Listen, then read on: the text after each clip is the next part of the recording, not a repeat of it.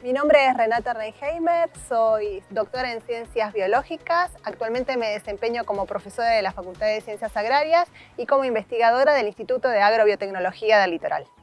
Renata, bienvenida. Muchísimas gracias por aceptar la invitación, por venir a participar de este ecoactivo. Bueno, como te comentaba antes, te encontré un poco en el listado de los proyectos de CAI. Me resultó súper interesante este tema de la fotosíntesis en relación a la adaptación de las plantas.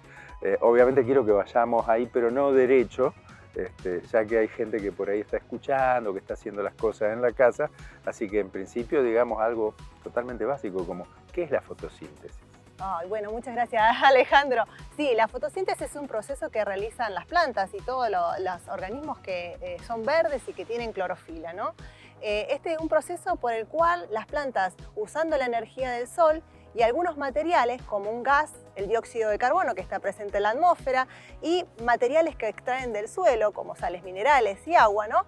Combinado todo eso generan elementos útiles como por ejemplo los azúcares, que en definitiva pasan a ser el propio alimento de los propios organismos vivos, en este caso las plantas.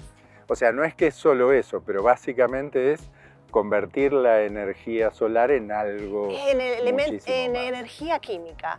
Y todo eso es un proceso súper complejo que si uno lo estudia desde el punto de vista molecular y bioquímico es fascinante porque va viendo todas las formas de transformación de la energía que se van realizando hasta finalmente esa energía del sol en forma de fotones de luz se convierte en un enlace químico uniendo moléculas para formar, por ejemplo, azúcares. Y si hay alguien que está mirando y por ahí se piensa que esto tiene que ver con otra cosa, no, es básicamente la razón por la que estamos sobre el planeta. Exactamente, porque en ese proceso incluso, además de formar azúcares, que en definitiva van a constituir el alimento del hombre, ¿no?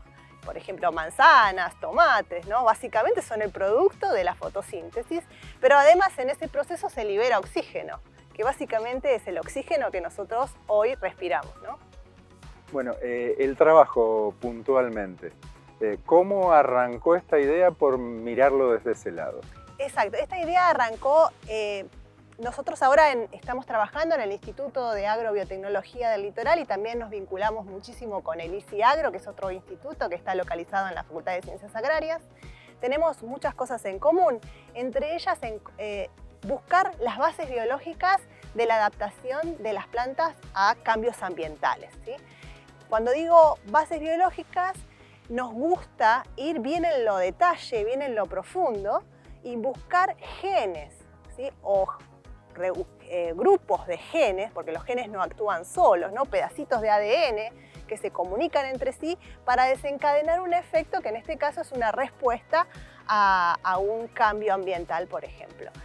Así que concretamente nos dedicamos a estudiar redes de regulación génica, es decir, distintos grupos de genes que están vinculados entre sí, que responden, ¿sí? Que se activan en respuesta a determinados cambios ambientales. Este proyecto es un proyecto que surge como el proyecto de CAIT+D del 2020 de la Universidad Nacional del Litoral y tiene sus límites de tiempo y sus límites de financiamiento. Es un tema que da para explorar muchísimo, pero bueno, dado la convocatoria en sí, el marco de esta convocatoria, nos decidimos enfocar en tres aspectos de las adaptaciones de las plantas. Uno es la adaptación al ambiente, a los cambios ambientales en cuanto a oxígeno y dióxido de carbono, que es un poco lo que hablábamos de la fotosíntesis recién. Correcto. Y también la respuesta de las plantas a la herbivoría, ya que no se pueden desplazar y no pueden huir de depredadores, tienen que generar ciertos mecanismos que les permita de alguna manera defenderse ante bichos, por ejemplo, que pueden comer las plantas. Antes de avanzar para el otro, contale un poquito mínimamente cuál es una adaptación a la herbivoría, porque son cosas obvias, sí, pero por ahí la gente no las identifica. Bueno, hay muchas adaptaciones, por ejemplo, la generación de espinas es una adaptación, ¿no? O sea, no es que las espinas le salen por casualidad, no. Las espinas es algo que producen las plantas para, por ahí, evitar, si se puede aplicar algo de razonabilidad a la cuestión, que se las coman o que se las coman con facilidad. Exactamente. Y otro aspecto de esto es el desarrollo de sustancias químicas, ¿sí? Especializadas en ahuyentar estos herbívoros, ¿no? Como por ejemplo los que abordamos nosotros en este proyecto, que son los terpenos, que es un grupo de lípidos, de grasas, de aceites, ¿no? Que sirven también para repeler herbívoros. Estamos hablando de unos herbívoros chiquitos, en este caso, que son los bichos bolitas. Ajá. A ver, por ahí divagando un poquito, hay algunas historias de, por supuesto, vegetales, potenciales alimentos para algunas especies animales que sabemos que son tóxicas. ¿Esto forma parte de esa evolución también? Exactamente, forma parte de esa evolución. O sea, la historia de los campos del Mío Mío, los caballos que murieron intoxicados cuando los perseguían. Bien. Aprendieron esa lección, tienen cierta memoria y hoy ya ese desarrollo de químicos, sustancias químicas que generan esta forma de repeler, ya enseguida los animales han evolucionado para reconocer ese tipo de sustancia química y alejarse, ¿no? Sí, sí, es un sistema de adaptación permanente de uno y otro lado. Bien, decías, esta es la herbivoría y la tercera. Y la tercera es la resistencia a patógenos bacterianos, ¿sí? Y esto es muy interesante porque hay distintos tipos de resistencia a patógenos bacterianos y hay algunos elementos que indican que las plantas tienen memoria también a reaccionar ante bacterias que son patógenas, que generan enfermedades, ¿no?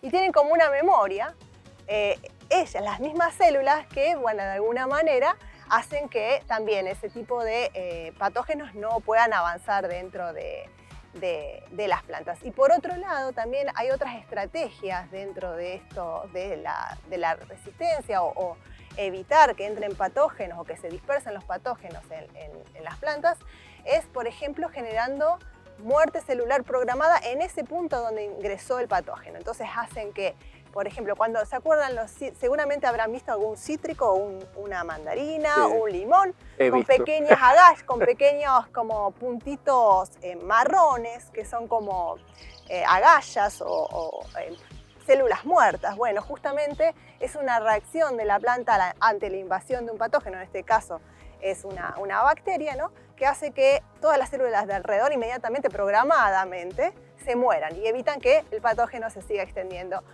para invadir todo el fruto, ¿no?